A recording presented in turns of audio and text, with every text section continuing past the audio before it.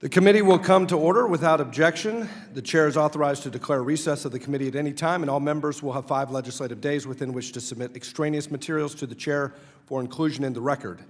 This hearing is entitled, Examining the Operations of the Committee on Foreign Investment in the United States.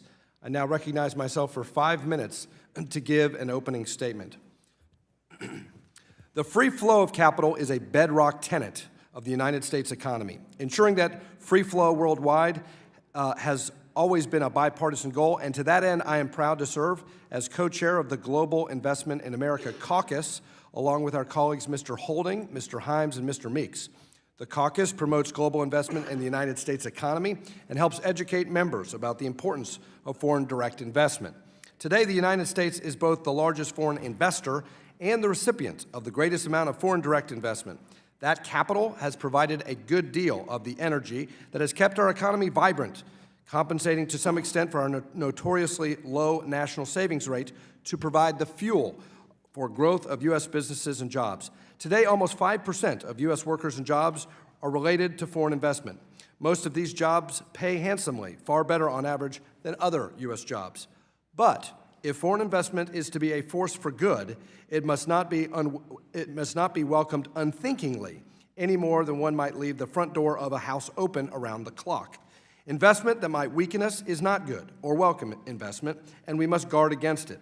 That investment might come for purely economic reasons, but especially in this era of international turmoil, conflict, and economic uncertainty, it can also come from individuals or nation states that might wish to weaken our economy in comparison to theirs, or try to spirit away technology or know-how that could strengthen their military to gain an advantage over ours.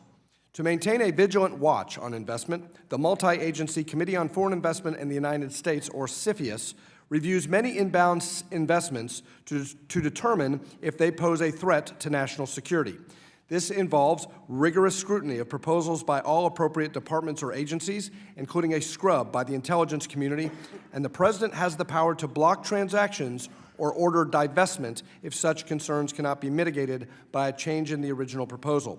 Today, we face new threats on a number of fronts, not just the threat of a hollowed-out industrial sector, but also from terrorism and from major nations that are economic competitors, but also potential military competitors. I'm referring, of course, mainly to China. Concerns have risen sharply in past years about Chinese companies using that country's vast financial reserves to acquire key technology with an eye towards taking the lead in the industrial markets of the future.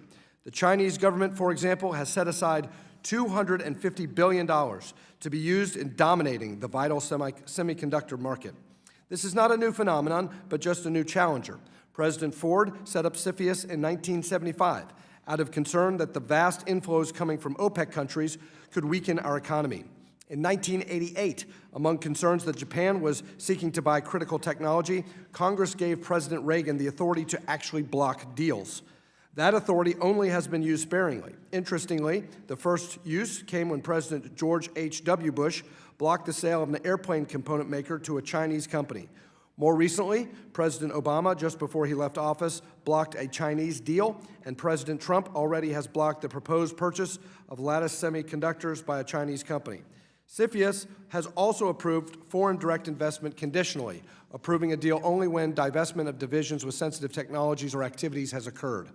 But the statute under which CFIUS operates has not been updated in a decade, and clearly we should think about modernizing it. Aside from China's intentions, there are burdens on the CFIUS process from the volume and complexity of proposed deals.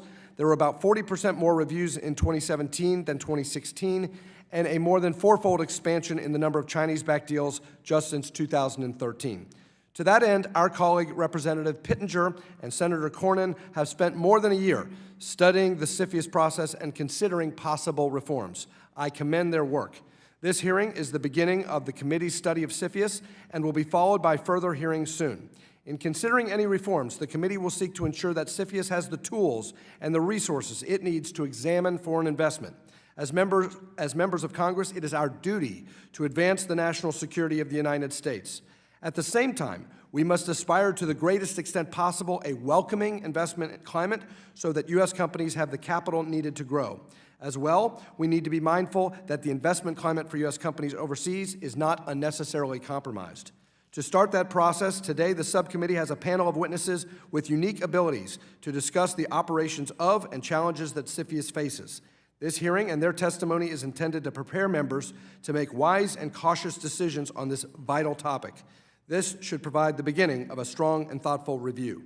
With that, I would now recognize a member of the Democratic side, the gentleman from Washington, Mr. Heck, for 5 minutes for an opening statement. Thank you very much, Mr. Chairman. And Mr. Chairman, to begin with, I would ask unanimous consent to enter into the record a letter I sent to you and the chairman of the full committee on December 8, requesting that a witness from the Department of Treasury be added to this hearing. Without objection. Thank you. While I look forward to hearing from today's witnesses, I believe, frankly, there's no substitute for hearing from the people who actually are administering CFIUS. I've given Treasury a very hard time in this committee. Some of you may recall it was a very hard time about this issue in past hearings. I want to make clear that they have begun to engage in what I would characterize as a constructive manner. I acknowledge that and express hope, my hope, that the committee could benefit from their expertise during a future hearing. I would be happy to yield to Chairman Barr if he would like to respond. Yes, I appreciate the gentleman yielding, and just to clarify, this is the first of a series of hearings. We most certainly will be extending an invitation to Treasury officials who obviously have a large role in the CFIUS process to testify, and you will have that opportunity. Again, thank you very much, Mr. Chairman. I'm glad to hear that, and I thank you again for convening this hearing. I believe the CFIUS process generally works well for private, commercially motivated transactions.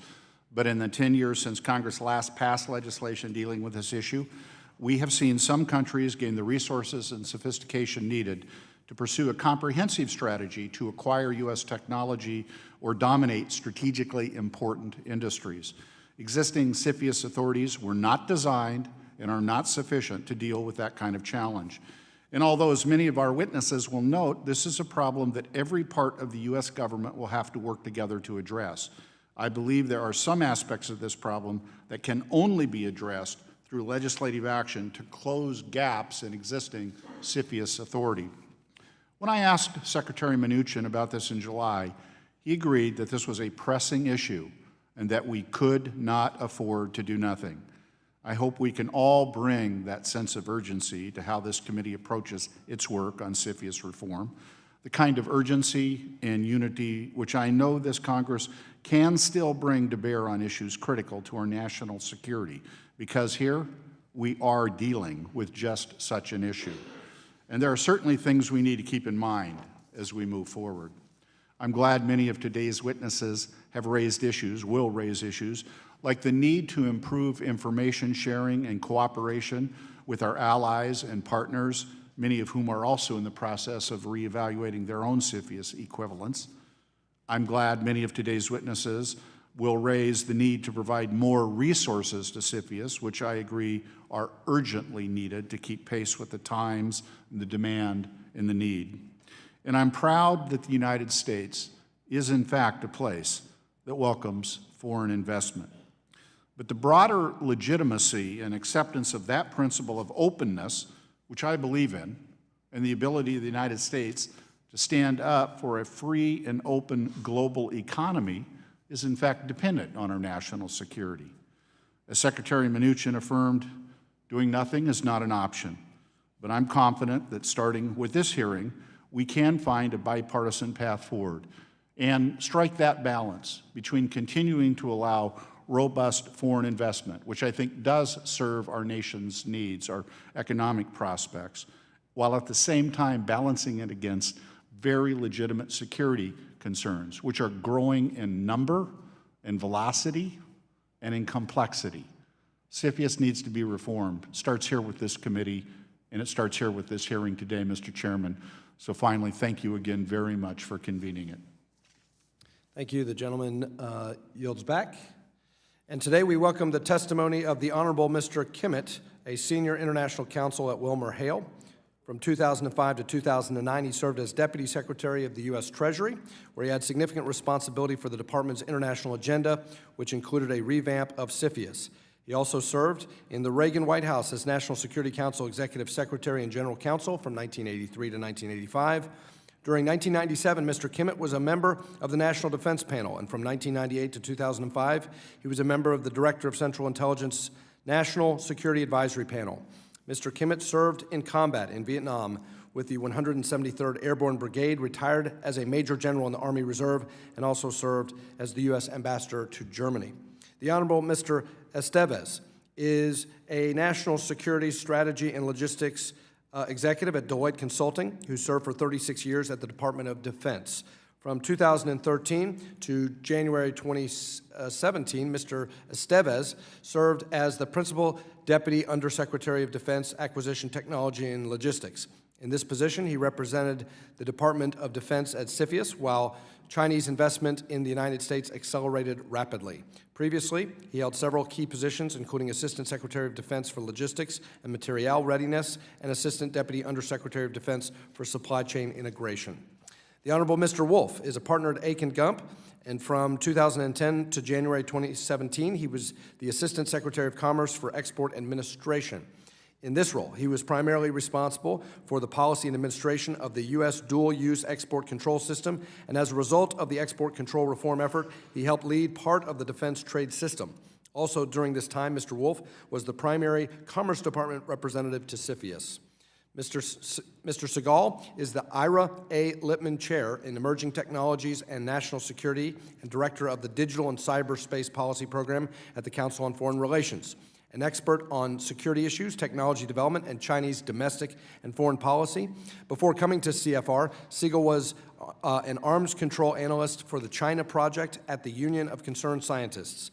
He has been a visiting scholar at the Hoover Institution at Stanford University, the Massachusetts Institute of Technology's Center for International Studies, the Shanghai Academy of Social Sciences, and Tsinghua University in Beijing. Ms. McLernan is President and CEO of the Organization for International Investment, an association representing the unique interests of U.S. subsidiaries of global companies. With a strong background in economics, her efforts focus on the important role U.S. subsidiaries play in the American economy and policy issues that would make the U.S. a more competitive location for foreign direct investment and job creation. Prior to being named President and CEO, Ms. McLernan was OFI's Senior Vice President, where she focused on strategic communications and advocacy. Each of you will be recognized for 5 minutes to give an oral presentation of your testimony, and without objection, each of your written statements will be made part of the record. The Honorable Mr. Kimmett, you are now recognized for 5 minutes. Thank you, Mr. Chairman, members of the subcommittee. Thank you for your invitation to offer perspective on the Committee on Foreign Investment in the U.S. This is one of those rare instances where advancing age, including 3 decades of service on CFIUS, has some benefits. My experience with CFIUS began in 1985 as Treasury General Counsel under President Reagan and Secretary Baker. As you noted, Mr. Chairman, CFIUS was then governed by an executive order signed in 1975 by President Ford because of concern about Saudi petrodollars being recycled to buy American assets. By 1988, concern had shifted to Japanese purchases, which led to passage of the Exxon-Florio Amendment. And in 1992, concern about state-owned companies buying sensitive U.S. technologies led to passage of the Byrd Amendment. In 2005, I returned to Treasury as Deputy Secretary. After deals involving the Chinese National Overseas Oil Company and Dubai ports were blocked by congressional concerns, Congress passed the Foreign Investment and National Security Act of 2007. Today, growing concern about Chinese investment, particularly by state-owned enterprises and especially in the technology sector, has led to legislation proposed by Congressman Pittenger, Senator Cornyn, and bipartisan co-sponsors. I'd like to offer some observations that may assist in your deliberations. Earlier this year, this committee helped legislate the Secretary of the Treasury as a statutory member of the National Security Council, demonstrating that U.S. economic strength is tightly linked to our overall security. And foreign direct investment, as both you and Mr. Heck have noted, Mr. Chairman, makes an important contribution to the U.S. economy. Almost 7 million Americans will receive their paychecks this month from companies headquartered overseas. Close to 40% of those workers are in manufacturing jobs, and as you noted, FDI jobs pay about 25% more than the economy-wide average. A more open investment policy is integral to U.S. economic success, and I urge President Trump to issue the traditional U.S. open investment policy statement at the earliest opportunity. But in issuing that statement, it is important to make clear that the U.S. government must ensure foreign investment does not harm U.S. national security interests. Chinese investment has an appropriately high priority for close scrutiny because China seeks to compete strategically against the United States in multiple spheres, military, diplomatic, and economic, using all elements of the state, including state-owned enterprises, in that competition. Current legislation provides significant authority to block troublesome Chinese acquisitions. As you noted, Mr. Chairman, the first acquisition unwound by a president was under George H.W. Bush in 1990. Huawei's acquisition of 3Com did not proceed under President George W. Bush, and President Trump recently blocked the acquisition of Lattice Semiconductor by a Chinese investment group. As you consider new legislation, then, I would be sure to address actual gaps in existing authority.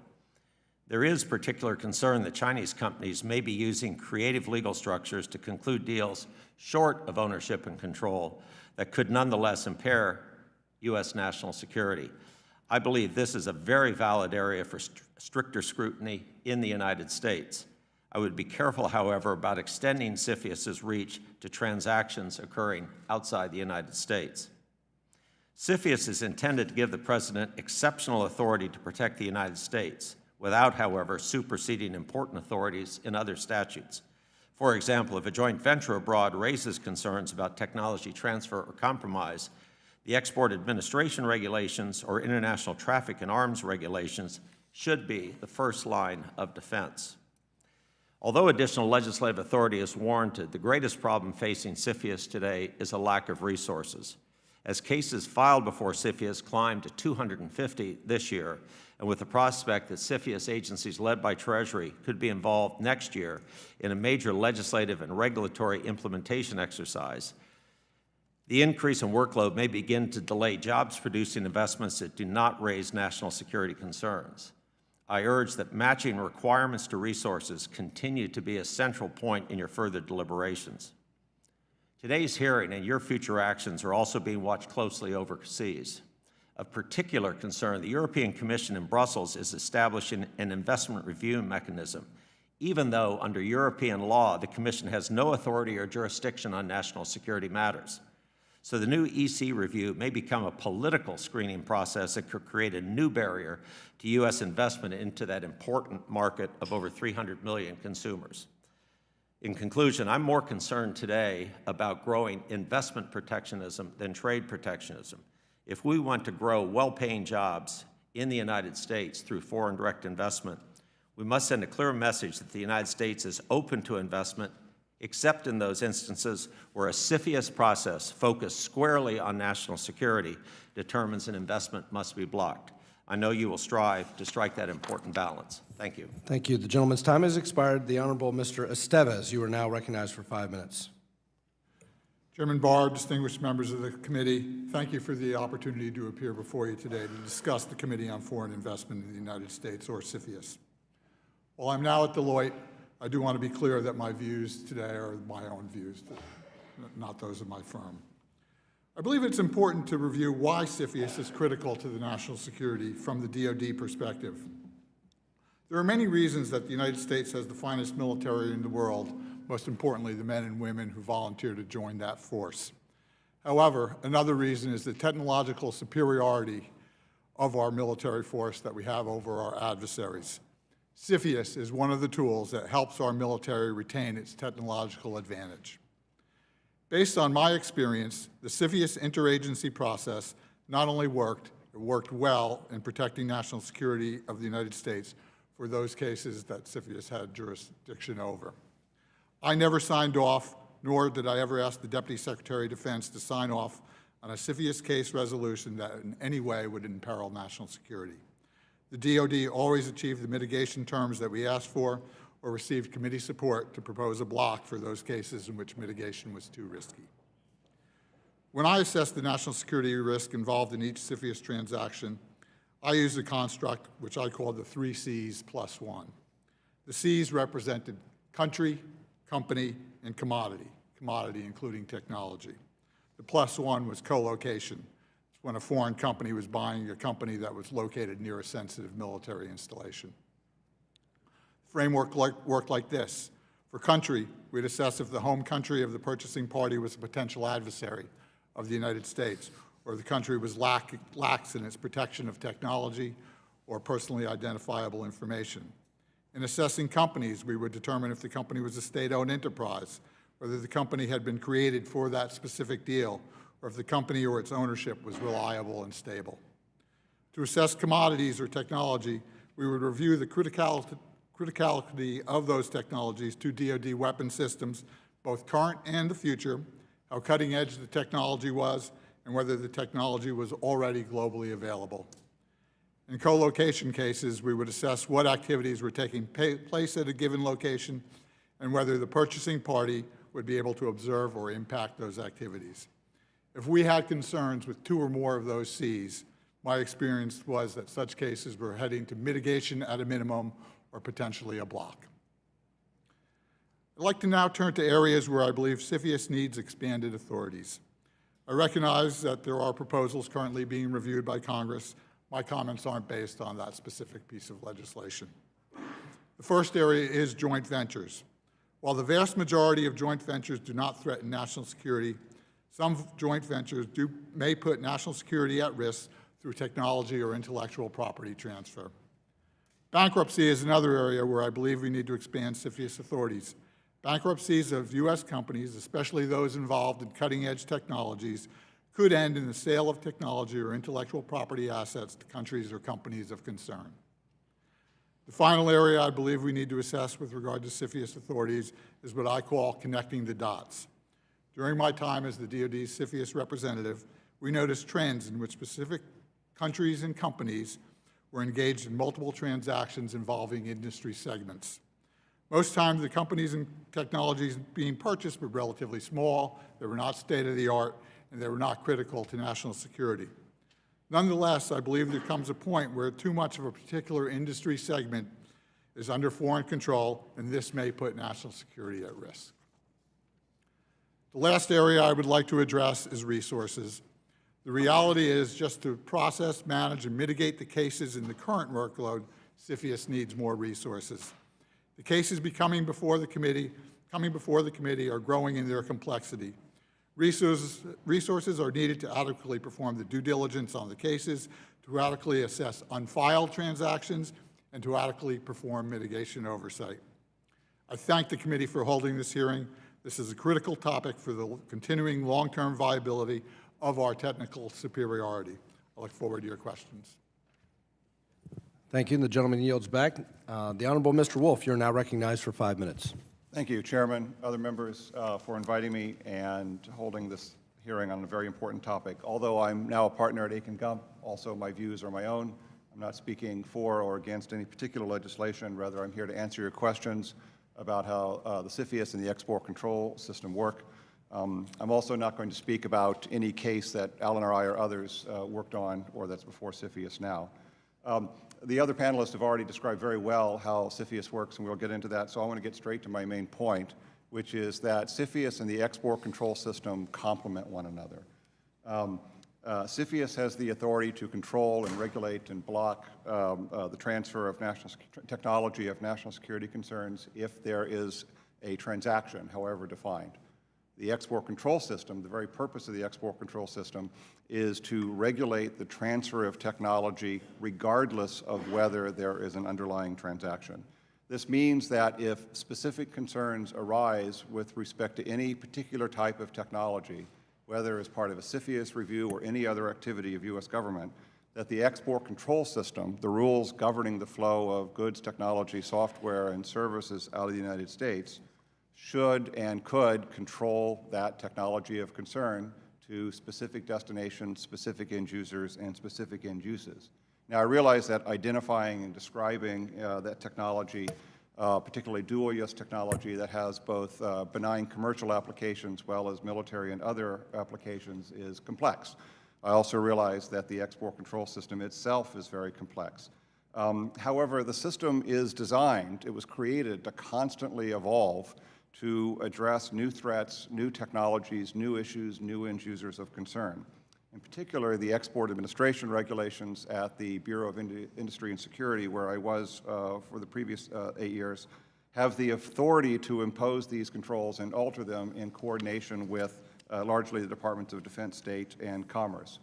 The descriptions of technology can be as broad or narrow as the concern arises. The scope of the controls can apply to specific entities or entire countries, or they can apply to particular end users and end uses. Most of the export administration regulations implement multilateral controls that are agreed to by between 30 and 40 other allied countries with similar concerns. And this is a reflection of the fact that multilateral controls that our allies all work on together, are the most effective because they achieve a common objective. It's also a reflection of the understanding that unilateral controls that are imposed only by one country, generally tend to be counterproductive because they result only in harming the industry of the country imposing the controls and don't actually block, in the end, the technology to the country of concern. So recognizing these two competing structures and recognizing that the multilateral system can move very slowly because it's a need for consensus with our allies to decide which technologies to impose, we created, during my time, a unilateral process to be able to tag and identify sensitive technologies of control unilaterally in order to be able to address the threat quickly and tailor it to whatever the concern is on the condition that eventually it gets presented to the multilateral regimes for controls there. There are many additional tools in the export administration regulations that can be tailored, such as a process of informing particular companies about particular technologies and particular end users, again, regardless of whether there is an underlying transaction, that there is technology of particular concern. I focused in my comments here in the first 4 minutes on just technology transfer issues, but with respect to CFIUS, you also need to keep in mind that the national security issues we looked at are co-location issues, transactions involving those that create espionage or cybersecurity vulnerabilities, those that could reduce the benefit of U.S. government investments, transactions that would reveal personally identifying information, those that would create security of supply issues for the Defense Department and other government agencies, those that would implicate law enforcement issues, and those that would create exposure for the critical infrastructure such as telecommunications. Each one of these individual topics has their own issues and warrants their own hearing. So I'm here because I have a 3-minute and a 30-minute and a 3-hour and a 3-day version. I'll stop here with the 5-minute version and be available for your questions over the course of the hearing. Thank you for inviting us. Thank you, Mr. Wolf. Mr. Siegel, you're now recognized for 5 minutes. Chairman Barr, Ranking Member, members of the committee, thank you for inviting me here today. My purpose... Pull your microphone towards you. Thank you. My purpose is to provide a context for Chinese activities and what the motivations and challenges might be. I'm going to make three points. The first is that China has a comprehensive strategy to move up the value chain and develop high technologies for national security and economic interest. That strategy involves many parts. It involves increased investments in R&D and science and technology, industrial policy, and in particular, policies focused on semiconductors, artificial intelligence, and what's called Made in China 2025, which is the use of the Internet of Things and automation on manufacturing. It has its own forward investment regime, which forces foreign companies to transfer technology and fails to protect IPR. And it is involved in cyber and industrial espionage. And then finally, it is involved in foreign acquisition. So can it acquire those technologies in the United States, Europe, India, Israel, and other locations? So the policy that China has adopted is broad and comprehensive, and any U.S. response will similarly have to be broad and comprehensive. Second, as a number of people have already noted, the investment decisions behind Chinese firms is often opaque. Who the actors are is opaque. They may say that they are private. They may in fact be private, but still receive significant support from state-owned enterprises. They may have tight connections to local or provincial governments. And so the sources of the money and the motivations of that money are often unclear. They may be strategic, they may be economic, it may be hiding money from corruption scandals. The problem is compounded by the fact that President Xi Jinping has accelerated a process that was started under President Hu Jintao of civil-military fusion. And that goal is to tightly link the civilian and military economies so that any benefits that are brought to the civilian economy are eventually turned into military strength as well. And so that means that in this context, any advantage that's brought to the civilian economy could also be brought to the military economy. Third and final, while I support many of the specific reforms that have been mentioned about increased capacity, increased information sharing, and other points for CFIUS, it is extremely important to point out that the U.S. and Chinese technology platforms and systems are increasingly integrated. We've seen that in information technologies where it is very, very hard to draw a line between where China starts and where the United States starts. We see a massive flow of people back and forth. We see investment. We see a huge amount of co-research and co-writing of research papers. When Chinese scientists look for co-authors, they look to the United States. Over 40% are US authors. And this pattern is going to be reproduced in these new areas of frontier technology. Right, so we already see this in AI and artificial intelligence, that the two systems, although right now are often cast as competitors, as running a race against each other, they are going to be tightly integrated. And Google's announcement yesterday that it was setting up an R&D center inside China is just the most recent example of how tightly linked those systems are going to be. That means that for any type of either export control law or CFIUS reform, there is a high degree of chance that we could, in fact, hurt ourselves, that we would be affecting science and technology that feeds back into the U.S. system, that drives U.S. companies, and drives at U.S. innovation. Thank you very much, and I look forward to your questions. Gentleman yields back. Ms. McClernand, you're now recognized for 5 minutes.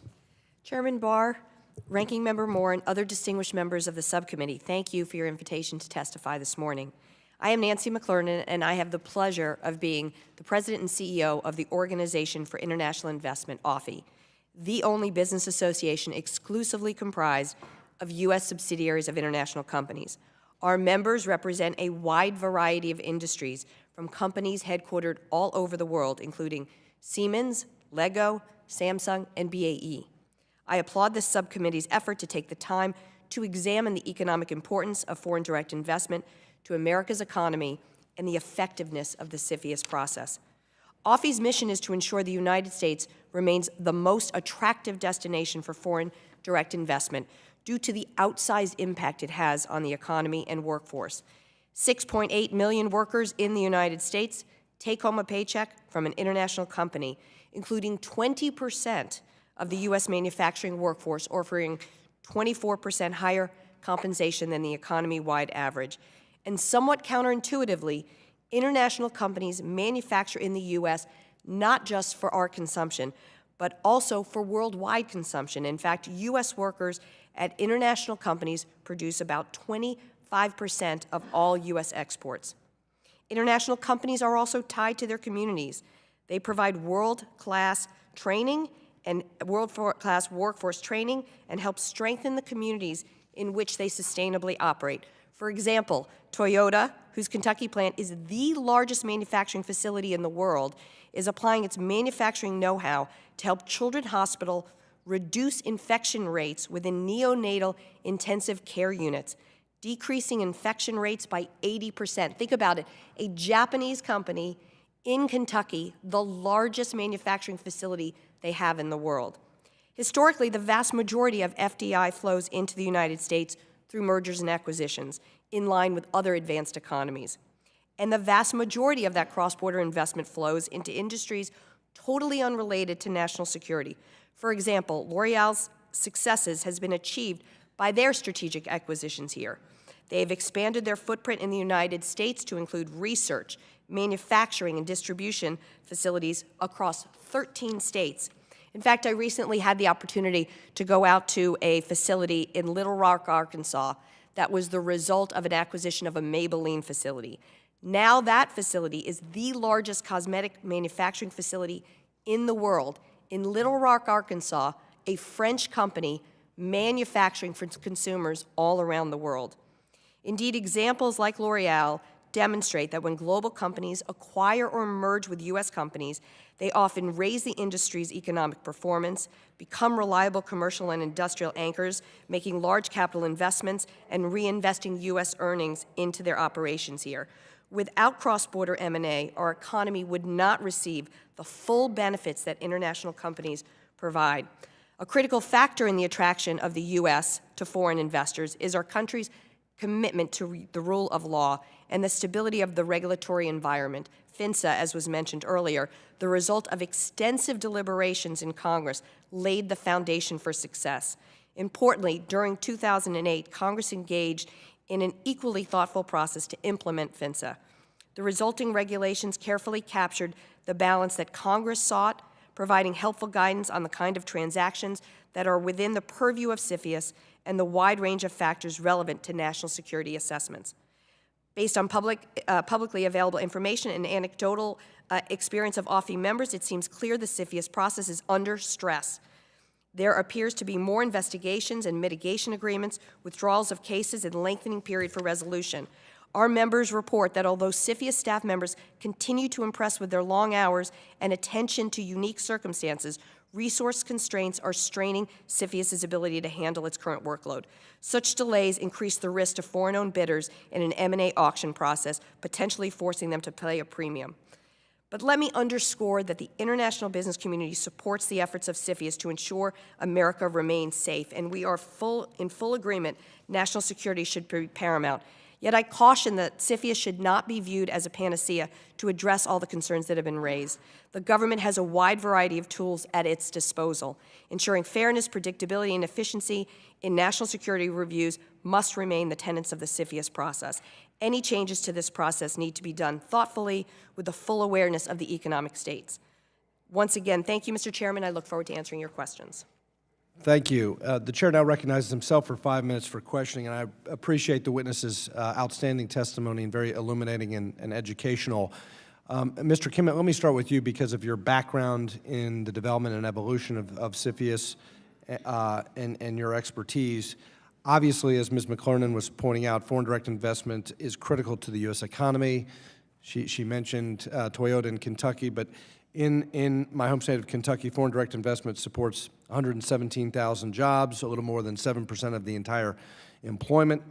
At the same time, as many of the witnesses pointed out here today, national security of our country is of critical importance. And FDI, if not carefully watched, could enable our enemies to inflict harm not just on our economy, but create a whole lot of national security concerns. And I'll just quote the U.S.-China Economic and Security Review Commission, quote, China appears to be conducting a campaign of commercial espionage against U.S. companies involving a combination of cyber espionage and human infiltration to systematically penetrate the information systems of U.S. companies, to steal their intellectual property, devalue them, and acquire them at dramatically reduced prices. The central question of this hearing is how can we balance both the desire for strong foreign investment and strong national security? And can you give us a little bit of guidance on that?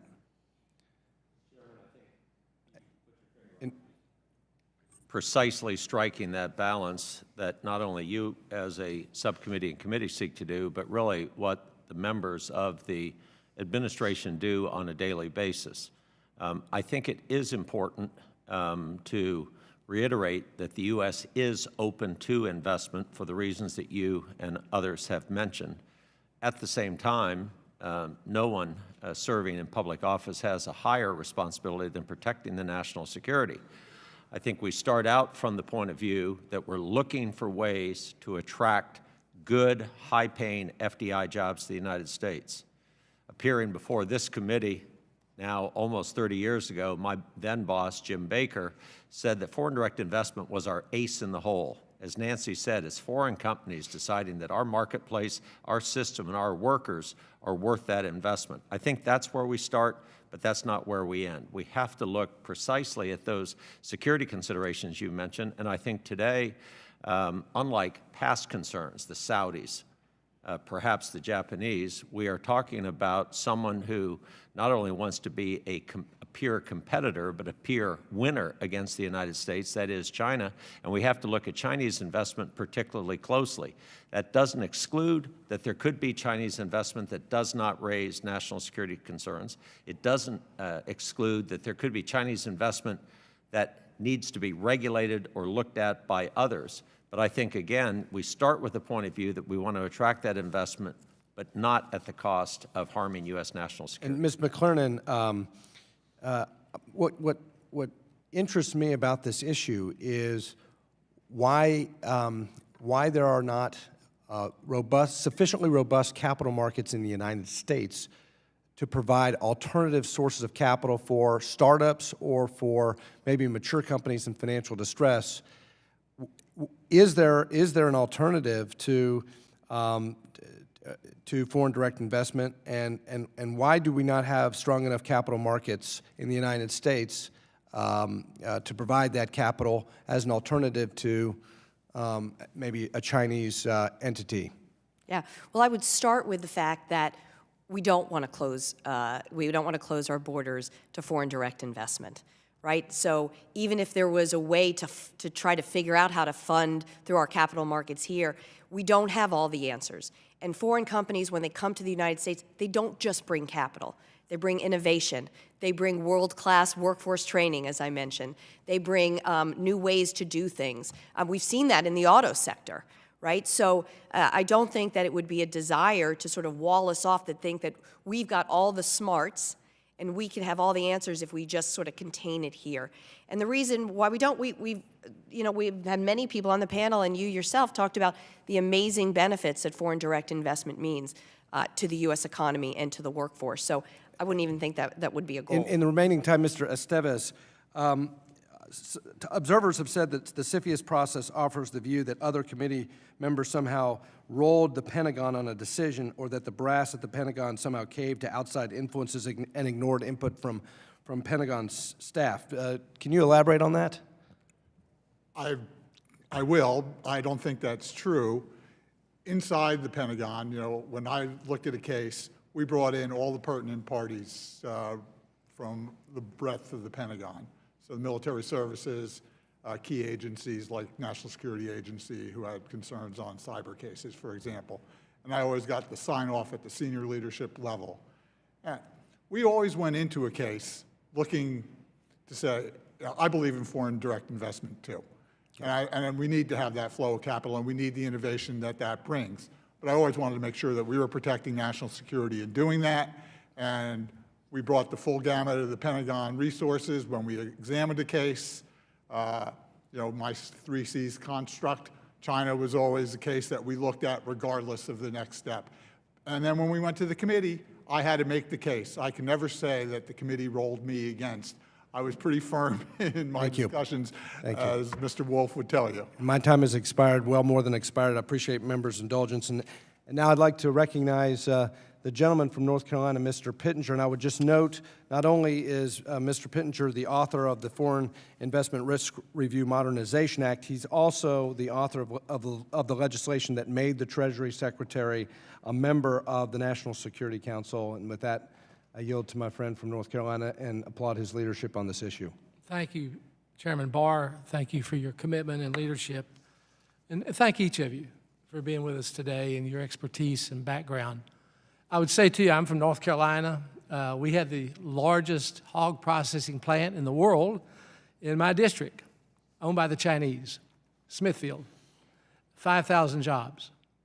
Right across the border from me is a big textile plant owned by the Chinese. So I have a real interest in Chinese investments, foreign investments of all kinds. I have a great appreciation for that. Having said that, I have certainly read the statement by President Xi regarding his clear vision for China, his 5-year plan to aggressively acquire technology companies. They've been pretty focused on that since 2014. I think they've acquired 43 semiconductor companies, 20 of which have been in the United States. To that end, it brings us enormous concern, and I think those concerns are shared by many other leaders who support our interest in the reform of CFIUS. I would read you a few of them. Attorney General Jeff Sessions says CFIUS is not able to be effective enough. Your legislation is first-rate. We think it has great potential to push back against the abuses and dangers we face. Secretary Mattis, CFIUS is outdated. It needs to be updated to deal with today's situation. Director Coates, we should do a significant review of the current CFIUS situation to bring it up to speed. Admiral Rogers, NSA Director, we need to assess the CFIUS process and make sure it's optimized for the world of today and tomorrow. Does anyone disagree with those perspectives? Thank you for that. With that in mind, I would like to just ask you, Mr. Wolf, and thank you for your service again. You served as Assistant Secretary of Commerce for Export Administration. At that time, you were involved in providing relief in the arms embargo that the U.S. and the EU had imposed in 1989 following the Tiananmen massacre. These efforts in export controls were enabled through President Obama's Export Control Reform Initiative, led to a massive Chinese military modernization effort. And of course, today, the U.S. military faces a far more capable PLA because, frankly, I believe of these efforts. Under the same tenure that you had, it took half a decade to punish the Chinese for the actions by ZTE in selling what we have in technology to North Korea and Iran. I worked on this significantly. Ultimately, they were fined $1 billion, but it took a long time to get that done. And I would just like to know from you how credible you believe you can be as a witness on this CFIUS process, given the lapse and what has occurred through the time of your tenure. Thank you for the question. With respect to the ZTE case, that was 2 years of my life pursuing the matter, and I was the one that signed the denial order and pursuing it. So I think we were actually extraordinarily aggressive with respect to that matter, and the record speaks for itself. With respect to the export control reform effort, with all respect, we did exactly the opposite with respect to China. The whole point of the reform effort was to make it easier with respect to trade with our close allies, NATO in particular, so that we would have more resources in order to focus enforcement attention and to strengthen the embargo with respect to China. The net effect, though, was that it provided Chinese access and a greater capability as a result of what occurred and did not occur. I would like to clarify for this committee what we intend not to do in the bill. The bill does not impose a ban or automatically block all Chinese investments, or that being of any other country. It does not require CFIUS to consider investment reciprocity as part of this bill. It does not cover all joint ventures. Joint ventures are a concern, but it does not cover all of them. It does not require any list of countries or special concern. No country is named in this bill. It does not require any list of technologies or duplicate functions performed by the export control system.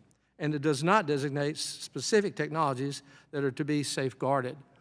So I think there has been prudent consideration for what needs to be done and what should not be done. But I would convey to this committee and to each of you that without this type of clear focus and commitment, America's interests will be greatly threatened. I yield back my time. My time is gone. The gentleman's time has expired. The chair now recognizes the distinguished gentleman from Arkansas, an outstanding member of the committee, Mr. Hill.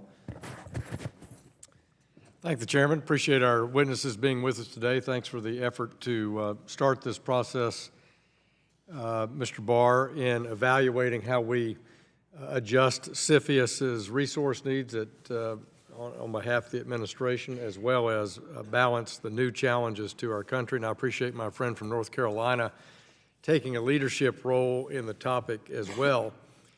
I'd like to explore the issue, maybe starting with you, Ambassador Kemet, talking about the challenges of licensing technology as opposed to outright acquisition of it. Could you reflect on that and how that gets reviewed in the process? Well, I will defer to my We'll let others two too. panelists to the left, but what I would say is there's no definition of national security either in existing law or in the new bill. And I think that's very wise because national security is a dynamic concept. It's quite different today than it was during the Cold War. To me, it's the summation of our foreign, defense, and international economic policies all resting on a strong intelligence base. So when those CFIUS committee members come together, they have the responsibilities in their statutes and their regulations to protect national security at the fore, and particularly for state, defense, and commerce. Licensing issues that are proceeding on another track are very often brought into CFIUS for consideration on the facts of that particular case. I think it's really important to note that CFIUS shouldn't substitute for the work that is done on licensing, export controls in other areas, but certainly it needs to be part of that consideration.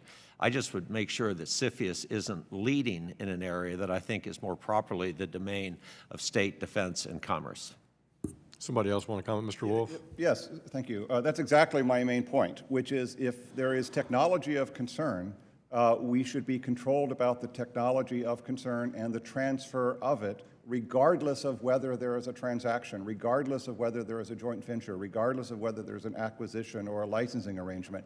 If we're going to spend the time and attention and government resources of identifying dual-use commercial technology of concern, and I grant everything that's been said today with respect to the underlying anxieties and the motivations and the concern, then we should do that, and the export control system is specifically created, again, regardless of the nature of the transaction, to control it, and without the collateral consequences of spooking or having an otherwise broader impact on foreign direct investment, and it can be tailored to the country, end user, and technology of concern without affecting the entire economic ecosystem. So that's why I'm an advocate for, to the extent humanly possible, it can't solve all problems, but if there's a technology concern issue, spend the time identifying that and working it through the system to regulate it accordingly. And you think the statute gives you the ample authority to go through that process, identify that, and coordinate it inside the executive branch? The legislation is already there, absolutely, to already do that. It's a function of will and resources and time and commitment. It's not a statutory issue. And what about just, what's a bigger challenge to this country?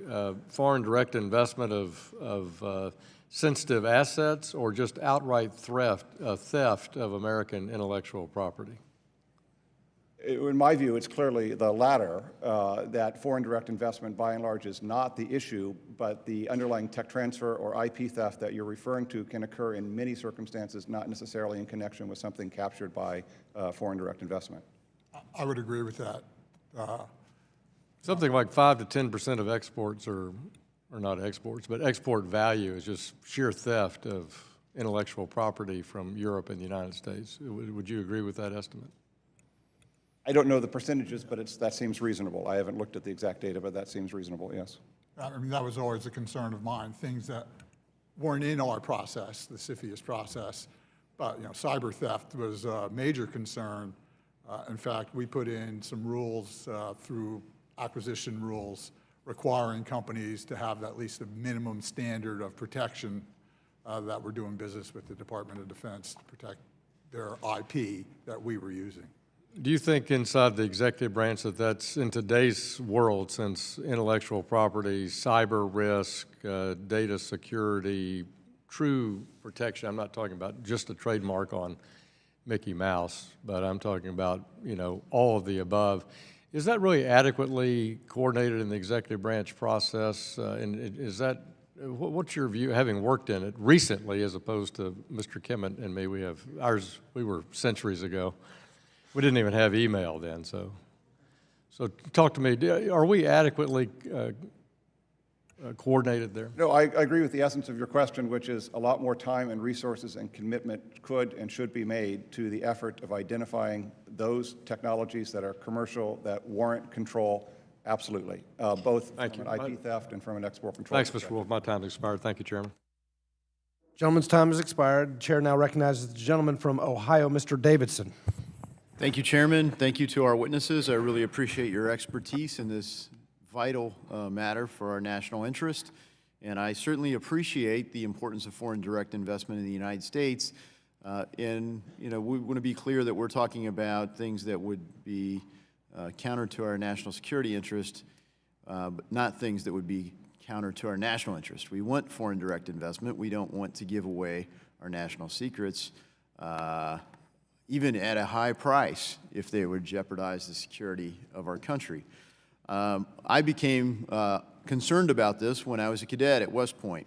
And in 1993, one of the first things the Clinton administration did was transfer release authority for sensitive technology from Department of Defense to Department of Commerce. And we proceeded to sell via CFIUS the capability to China to launch multiple satellites, in this case, not warheads, off of one launch vehicle.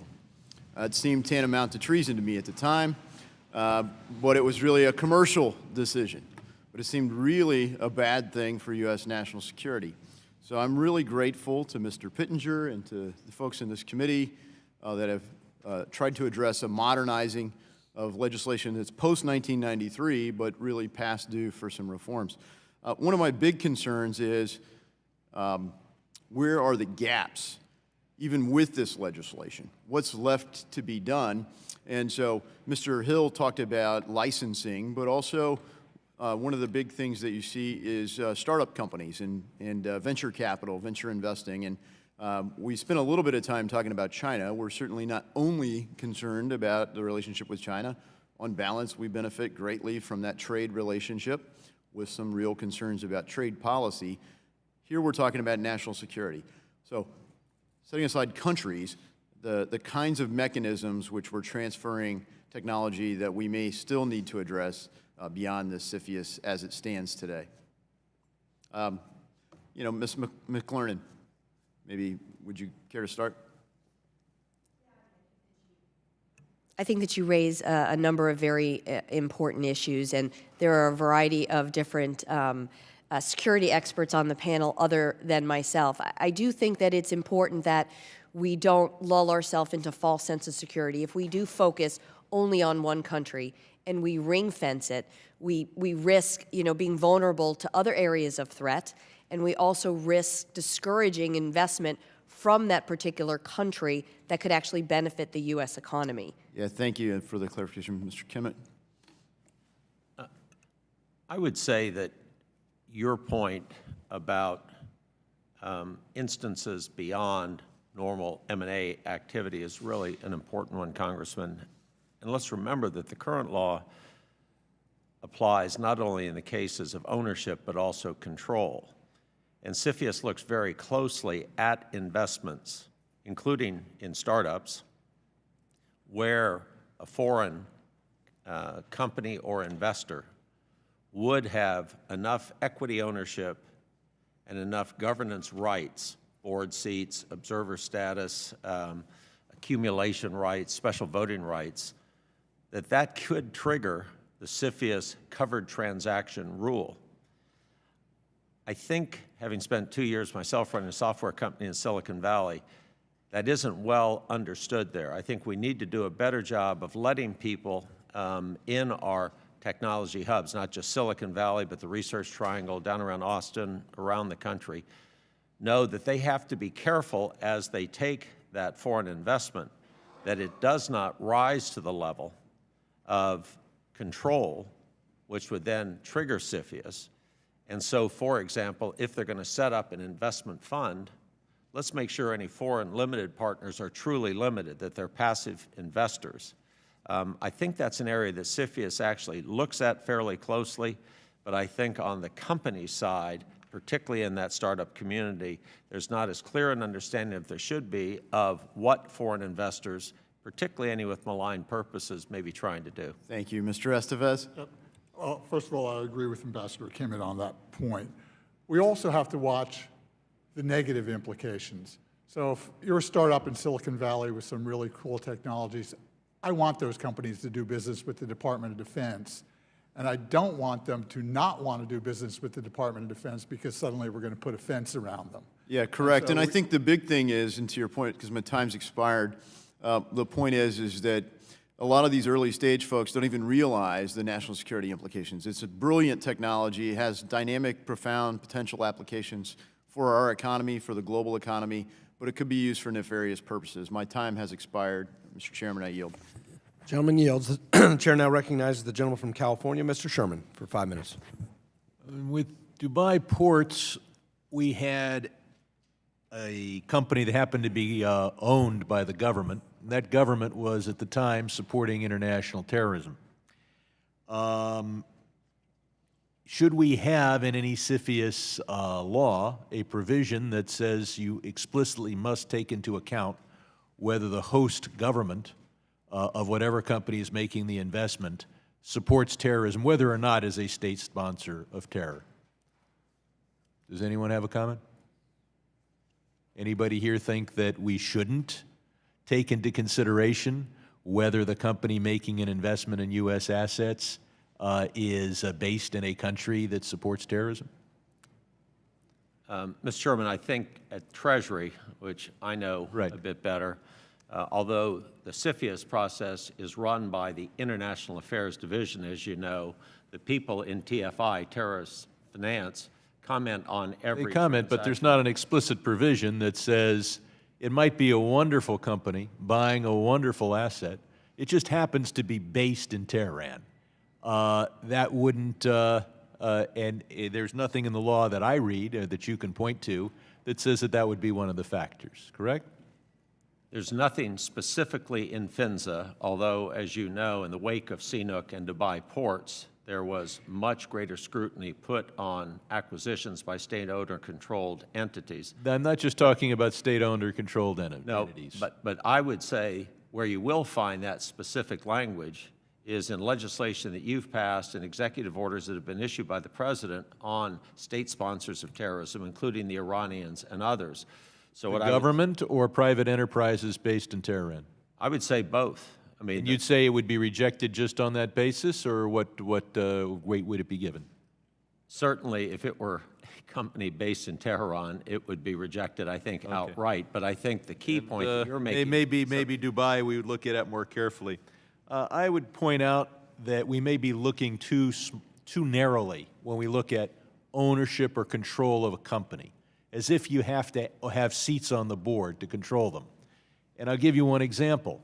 We've allowed a terrible situation in our weak position with China.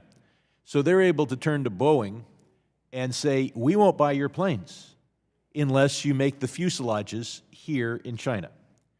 So they don't have anybody on the board, they don't own any stock, but they control corporate decisions. Now, I don't know whether it was the fuselage or the wing assembly, and I don't know whether that poses a risk to our national security or our intellectual property, but I do know that once we consent to a situation where a country can have a huge trade surplus with us, over $300 billion, and then turn to our companies and say, and you can't even sell your products here unless you transfer this technology, unless you build this plant here, unless the patents are located here, unless the computer system or cloud is located here, that we may be looking over at corporate ownership and not looking at corporate control. The fact is, if you can close your markets, you can control corporate decisions. Another thing I will point out is that I think it's important to note that if bad decisions are made by CFIUS, they can be reversed under the International Emergency Economic Powers Act. Now, that would be extraordinary. It's never been done before. But I think that as we plan to revisit CFIUS, we should be aware of that act, which could be used, and I cite 50 U.S.C. 1702, to reverse a bad decision. I yield back. Gentleman yields back. Chair recognizes the gentleman from Minnesota, Mr. Emmer. Thank you, Mr. Chair, and thanks to the witnesses for being here today. So I want to go back to Chairman Barr's opening when he was talking about how does CFIUS balance national security versus foreign direct investment. And I want to tie it together with, I think it was something that Mr. Kimmett, Ambassador Kimmett said about there is no definition of national security in the law. So what is the priority for CFIUS when you're reviewing a transaction? Is it national security or is it foreign direct investment? Which one comes first and then has to be balanced against the other one? And when you're talking national security, I'll just add, how do you define it? And we'll start with the ambassador. My point only was that national security is a dynamic, ever-changing concept. It meant one thing during the Cold War, another in the post-Cold War period, post-9/11, post-financial crisis. And I think the important thing is that CFIUS, which exists only to screen investments for national security concerns, has at the table every department and agency that is responsible for safeguarding the national security interests of the United States. So the Defense Department might bring their concerns about military technology. The State Department might bring, or Treasury, some of the concerns, for example, that Mr. Sherman mentioned about terrorist activity. Commerce will bring concerns about export controls. DHS, DOJ bring a very different set of concerns. So basically, each of the agencies is looking at the investment in an open investment policy environment, but the reason that they're there is to say, even though we are open to investment, are there any elements of this transaction, if concluded, that would raise concerns from our department or agency's perspective? If so, they need to be identified, addressed, mitigated, or if they can't be mitigated, the deal needs to be blocked. Well, it doesn't look like, when I look at this summary, a total of 770 transactions over the last, 6 years, something like that, that's cited in this graph.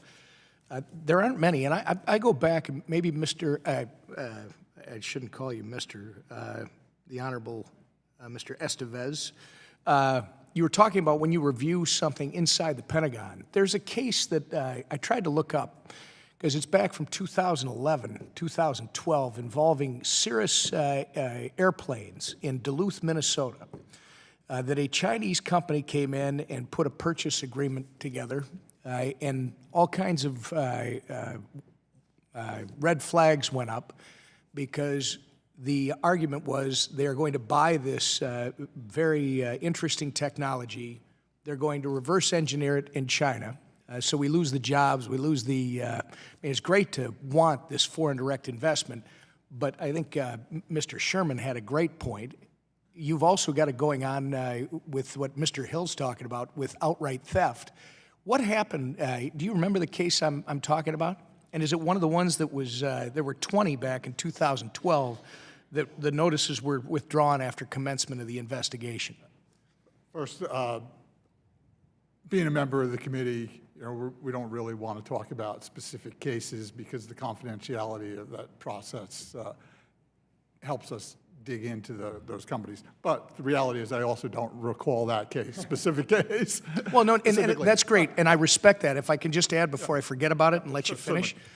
It'd be very helpful if at some point down the road when you think it's not hot anymore, where policymakers can actually see some of these cases and the deliberations that you go through, maybe it would help us understand how CFIUS is working.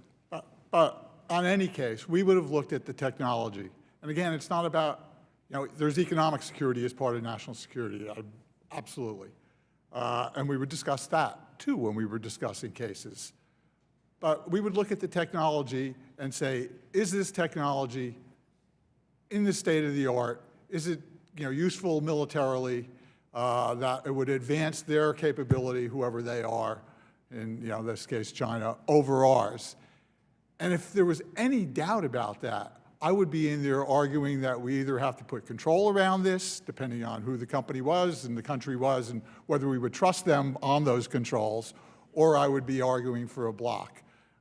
I mean, again, as Honorable Mr. Wolf sitting next to me would say, I was usually sitting there pounding the table saying this. Yeah, but then you could get overruled.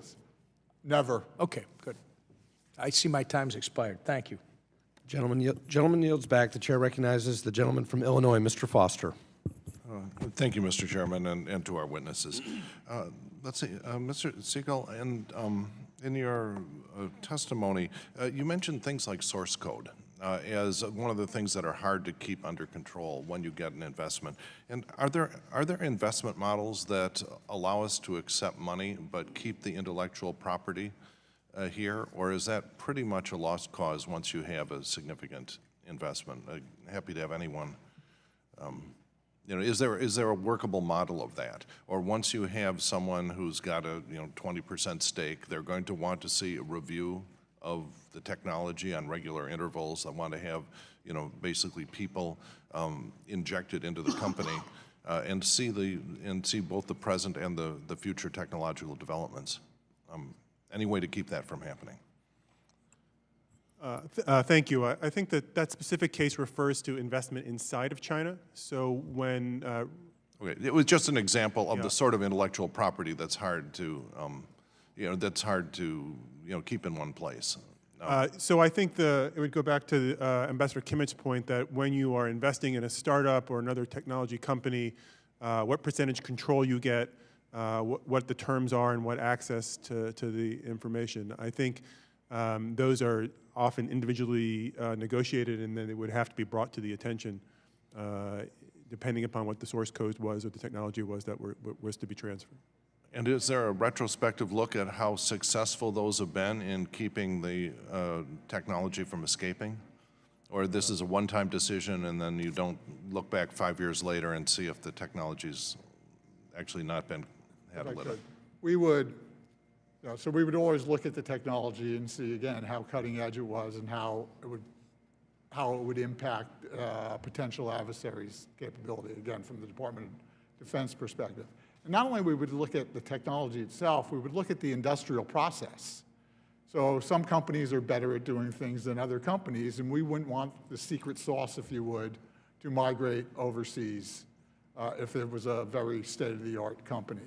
We would consider all those things. If we thought we could mitigate, we would propose the mitigation on how to wall off the fact that there was foreign cash going into the company. If we didn't think we could do that, we would propose a block.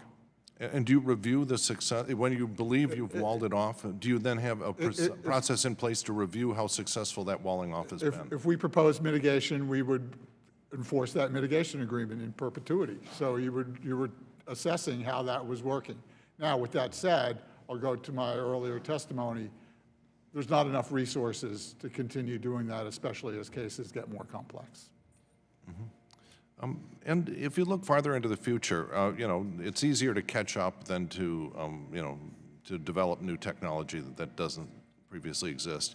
And so in the medium long term, we're going to be sort of co-equals with many countries in Europe and Asia in a lot of areas. And so then the question is, do we have a structural disadvantage, or will it become as easy for us to invest and get their technologies moving back in areas where they're ahead of us?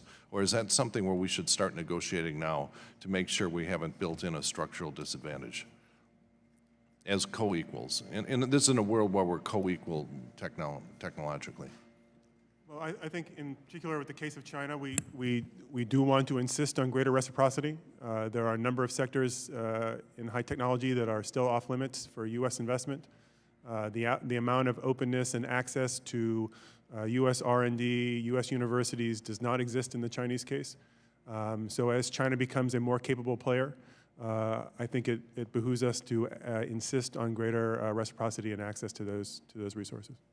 Now, in addition to absolute cutting-edge technological spaces, a lot of the future military applications are going to be things like drone swarms, like just massive numbers of security cameras, things like that, where it's actually the price that is as important. The mass production of very large numbers of, relatively low-tech, where low-tech includes cameras with facial ID and things like that.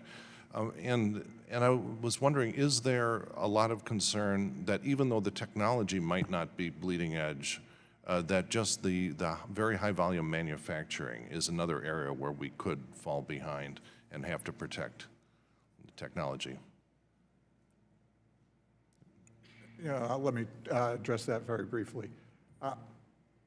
We would look at the technology, if it wasn't cutting edge, we believe that our innovation would pace that, and more importantly, from a military perspective, our tactics, techniques, and the men and women that are in our forces constitute an advantage on how they use that technology that would pace whatever competitors there are in the globe. All right, thank you. Yield back. Thank you. The gentleman's time has expired. The chair recognizes the gentleman from Indiana, Mr. Hollingsworth. Hi, good morning. I appreciate all of the witnesses being here today. This is certainly an interesting topic and a vital topic that we discuss further. Mr. Foster, my colleague, had brought up some of the ongoing monitoring, and I know Mr. Estevez had answered some of those questions, but I wanted to get back to that and talk a little bit about these monitoring agreements and how vital it is that we ensure what we set in place and the guardrails around that are continually being looked at and updated. So I know you mentioned that resources are a problem. Can you talk a little bit about previous issues with resources, what resources might be required, what apparatus we have in place, what apparatus we need in place, and just kind of fill in some of the color around the ongoing monitoring agreements? And others can certainly take the question as well. Go ahead. I would start at the general, let my colleagues go to the specifics. I spent a lot of time working in government. Most of the energy and the resources go in on the upside. Right. That is, till the policy decisions reach, the legislation is enacted, and we don't give the attention and resources to the implementing side of it, which is really important. You know that from your business time. You've got to drive to results. And so what I would say is let's make sure we've got resources on both sides of that equation. And if in the middle of it is a mitigation agreement, let's make sure there's as much energy put into implementing, overseeing that mitigation agreement as there was in negotiating it. That's where I think we run into a real resource problem. I think both in Treasury and in the interagency process more broadly, we have barely enough people to address today's cases. And if you then have an increase in cases or implementation responsibilities because you pass new legislation, I think the place that's going to lose is on continuing to watch those mitigation agreements, make sure that they're faithfully executed, and as Mr. Estevez said, very importantly, that we connect the dots across decisions that are made. That's where I think the resource constraint comes in. The one other factor, and I fully agree with Ambassador Kimmett on that, is that as time elapses from the time a mitigation agreement's put in place, so if we did one for DOD in 2013, I remember it, I'm gone. Some of the staff has turned over. Right. Some of the outside directors that we put on have turned over. So I'm real concerned about institutional memory that comes with resources to do that enforcement. I think that's both of your comments are really, really thoughtful in ensuring that ultimately, if we're going to make a certain decision, we need to have the resources to enforce those decisions. And as you well said, if we're going to be faced with many more cases and resources are barely enough to even face those cases, if there's a probability any greater than zero that some of those will be accepted and there'll be monitoring agreements, then resources need to be allocated to those monitoring agreements in the long term as well. I wanted to specifically also ask of Mr. Wolf, was there ever a time in your tenure where you felt like you didn't have enough time to adequately review, thoroughly vet, and arrive at the right decision in your mind? That the process was rushed? No. I agree with Alan, we never cleared off on a transaction for which any of the departments believed there was an unresolved national security threat. Right. To the extent we needed more time, there was withdrawals and refiling, and with massive, terrific support from the intelligence community, I'm confident that with all the cases we reviewed, we made it to the right outcome.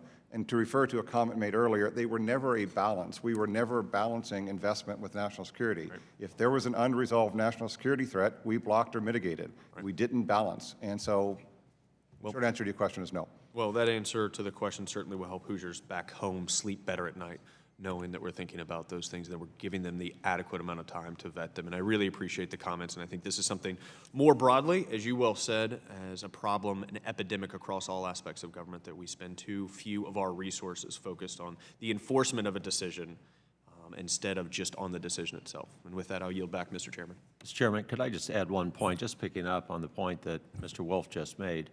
It's really important to understand the critical role that the intelligence community plays in the CFIUS process. When the case is filed, it is sent to the Director of National Intelligence for a community-wide look at the case. I would say, going to Mr. Foster's point, particularly some of the S&T considerations that need to be looked at very closely, and the DNI then comes back with a low, medium, or high assessment. That helps guide, it doesn't make the decision, but guide what the committee does. And then, as was mentioned, almost all of the major CFIUS agencies have their own intelligence elements inside, so there's almost 2 bites at that apple. I think for looking ahead, that 5-year look ahead, in addition to make sure that we implement correctly, we're really relying on the intelligence community to come with us, not just on the instant concerns on this transactions, but what are those trends, those 5, 10-year trends that we need to be concerned about? Thank you. The gentleman's time has expired. The chair now recognizes the gentleman from Texas, Mr. Green. Thank you, Mr. Chairman. I thank the witnesses for appearing today. I think this is an exceedingly important hearing, and I'm very much concerned about assuring ourselves that we are on the right course. Mr. Siegel, you have indicated that unilateral action may not be sufficient, that there is something more that we have to do so as to protect our U.S.-originated science and technology. Would you give some additional intelligence on this, please? The fundamental issue is that there are very few, if any, science and technology issues that the United States still monopolizes. And so for any technology that the United States has decided that it represents a dual-use threat, it is very possible to go find, except for a very, very narrow range of technologies, similar producers. To give just an example on issues on cybersecurity or AI or computer science or technology, the Chinese are sending delegations to Israel from every week. And while the Israelis are more aware of our concerns about dual use, they're not going to find in the same ways that we are in every instance. So I think the issue is that unless you have a fairly broad set of agreements among your partners, it'll be very easy for Chinese actors to find most technologies in other markets. With reference to partners, are there certain institutions that can validate a partner's position such that we can feel more comfortable with it as opposed to someone that might not be associated or affiliated with the institution? I may defer to Mr. Wolf, but I suspect that the intelligence agencies cooperate and share information there. If you would, please. Sure. To the extent that there's information about an entity that creates national security or foreign policy concern, my old Bureau of Industry and Security, has the authority to identify it publicly as an entity to which exports are blocked or other transactions are red flags. And then within the CFIUS review process, the intelligence community will provide to us information about other entities that might not necessarily be known to the parties, and we factor that into our decisions to either block or mitigate. What about NATO? A membership in NATO, does that give you some degree of assurance? With respect to the country, as a country, absolutely, but it doesn't mean that every company inside each NATO country is per se not of concern. So when we review not only the country of issue, but the company, the personnel, the funders, people that may be behind it. So just because it's from Germany or France doesn't per se mean that there are absolutely no concerns. Mm. And how effective are we at spotting companies that have investors that may have ill intent or ill intentions such that they're in a position to take advantage of knowledge that they acquire, notwithstanding the fact that they look legitimate? That's one, just real quick, that's one reason for my emphasis on the focus on the technology. If the technology is of concern, it warrants review, period, regardless of who the parties are. And the licensing process gives the U.S. government the opportunity to do a deep dive into who the investors or the other parties are, as opposed to the other way around. And the intelligence community does a very good job of digging out all the facets of a company, including whether who are the back investors that may not be good actors. We have some sensitive areas in the United States where we have certain things being developed that are to be kept under wraps, for want of better terminology. Do we have any concerns about persons locating businesses in and around these very sensitive areas? If it was a covered transaction, we certainly address that. Could you get closer to the mic, please? I'm sorry. If it was a covered transaction, we absolutely address that under the CFIUS regimen. Well, my time is up. Thank you, Mr. Chairman. I yield back. The gentleman's time is expired, and with the witnesses' indulgence, we're about ready to have a vote on the House floor, but we'll take the liberty of asking one final 5-minute round of questioning with the members' agreement here. We heard from Ms. McClernand earlier that although the U.S. capital markets are the deepest, most liquid, and competitive in the world, in and of themselves, U.S. domestic capital markets are not sufficient to provide the level of financing that startups and other companies need. And foreign direct investment is a very critical part of financing of our companies in this country, and they provide, in cases of foreign direct investment, many times other assets other than just capital. We also heard today that there are legitimate national security threats, and we need to strike the right balance. So just in the remaining time, could each of you briefly, if you could identify one policy recommendation to improve the current or modernize the current CFIUS review process, what would that one policy recommendation be? And we'll start with Mr. Kimmett and work our way down. I would go back to what has been the common theme, and that is we need to make sure that we have adequate resources, both for the identification of potential issues, the review and adjudication of those, and then implementation of any agreement that might be reached, a mitigation agreement, to bring us to a yes answer. And I would think it was very important, going back to Mr. Pittenger's point, of the number of senior officials in the administration who have talked about the need to reform CFIUS.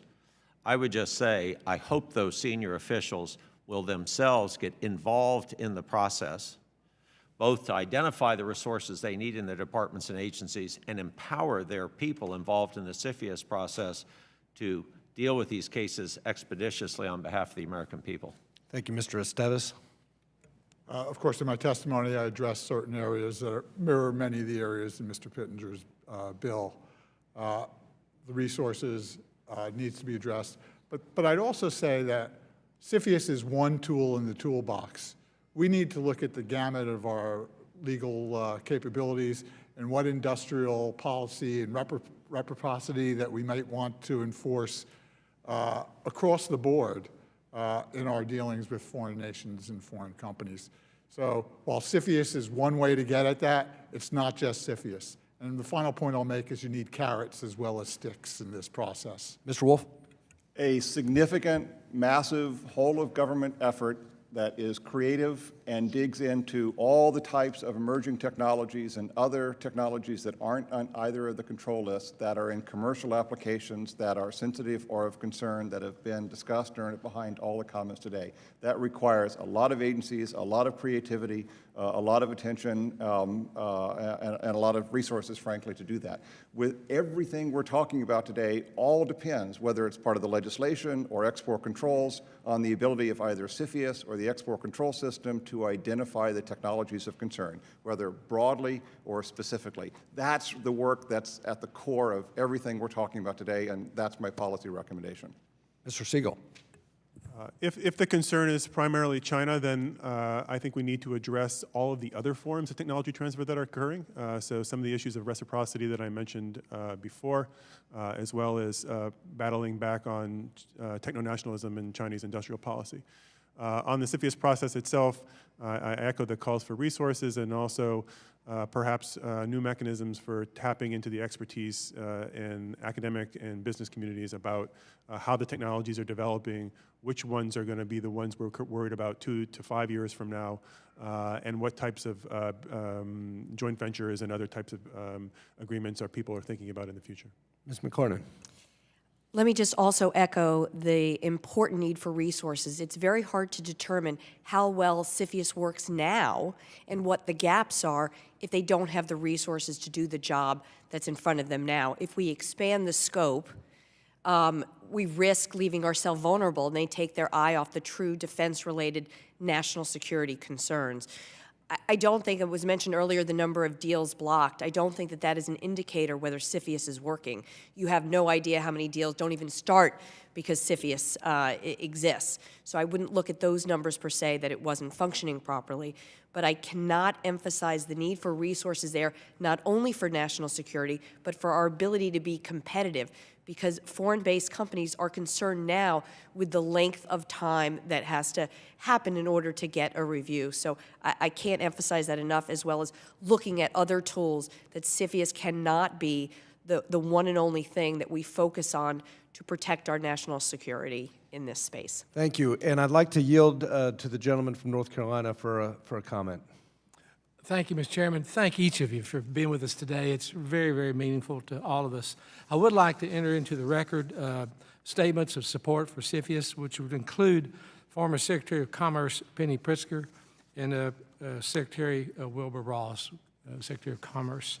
I would also really like to thank Senator Cornyn for his leadership. It's been remarkable. He and his team have really worked very hard on this. It's been an honor to work with them. I also would like to thank Secretary Mnuchin and Treasury. They have played a significant role in writing this legislation, along with Chairman Nunes, who is a co-sponsor of this bill, and Chairman Burr. Everyone has participated in a very significant way to make sure that we have a good perspective on what needs to be done going forward. Thank you, Chairman Barr. Thank you. The gentleman yields back, and for a final comment, I'll yield to the gentleman from Illinois. Well, I just want to thank you and I guess apologize for the attention deficit disorder of Congress on this sort of issues. And thank you, Chairman, for attempting to remedy that, because this is, this is something where I think, our government and our nation suffers from the lack of the long-term vision that you actually, frankly, see in China. That a lot of our investment model, where you're bonused on the quarterly profits as opposed to the 10-year performance of a company, causes us to not invest as strategically as we should. And I hear you very clearly about the lack of resources. When we have some big mess like, I don't know, the Ebola crisis or so on, there's a big temporary spike in funding, and then it gets eaten away until the next time things become a crisis. This has been an ongoing crisis for more than a generation. And now one thing that occurred in some of your testimony was references to intellectual property violations. And one of the reasons that we have to depend on foreign capital for things like venture capital is that when you have a really good invention like Microsoft Word and then find that it gets pirated in other countries, you don't have the follow-on investment capital. And I was just wondering if you see that as an important area where we have to this would be a much smaller problem if there was a huge increase in the amount of venture capital available, simply because we didn't have our inventions ripped off offshore. I guess there was a number of like 150 billion of Chinese investment into startups. Was that a number that occurred in one of your testimony? And that is probably small compared to the amount of software that gets stolen, for example, in China, every few years. And so I think we have to keep our eyes on that one very strongly. And anyway, I just want to thank the chairman for having this hearing. It's a big deal. Thank you. Thank you. I appreciate the gentleman, and he yields back. And I'd like to thank all of our witnesses for their testimony today. It was very educational, illuminated a lot of issues for the members. As we indicated before, this subcommittee will continue to review the CFIUS process. We will have several more hearings at the beginning of 2018, and we invite the continued engagement of these witnesses and others as we continue to review and update this process. And I would echo the comments that we do hear you loud and clear on the resources point, which was a unanimous point that was made here today. Without objection, all members will have 5 legislative days within which to submit additional written questions for the witnesses to the chair, which will be forwarded to the witnesses for the response. I ask our witnesses to please respond as promptly as you are able. This hearing is now adjourned.